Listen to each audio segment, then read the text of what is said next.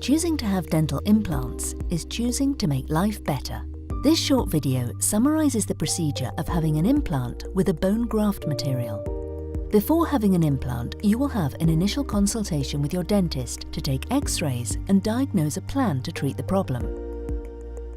In this case, an implant with the use of a bone graft material. Your dentist will explain the timescales and details of your procedure. Your existing tooth may need to be extracted by your dentist. This will be done under local anesthetic.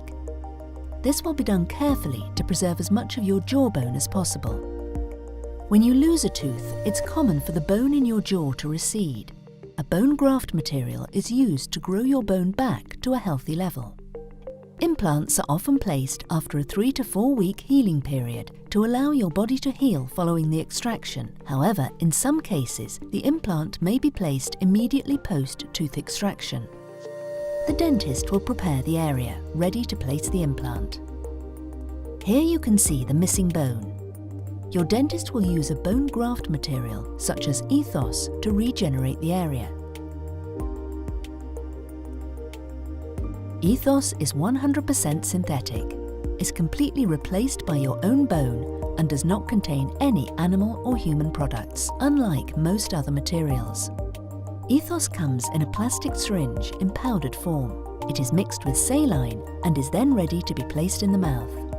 Your dentist will carefully place the bone graft material under your gum as a white paste where they want your bone to grow. EthOss works with your body's natural healing process. It's actually been shown to grow back bone faster, with patients reporting lower pain than alternatives. There will typically be around a 12-week period for healing before the placement of an abutment. Abutments are connecting pieces that join your crown to the implant. An abutment is placed once the new bone surrounding your implant has become stable. After this, the new tooth is attached to the abutment by your dentist. In some cases, after the tooth is extracted, there may not be enough bone to place the implant. In such cases, the bone graft material will be placed into the socket either simultaneously or after a 3 to 4 week delay, without the placement of the implant.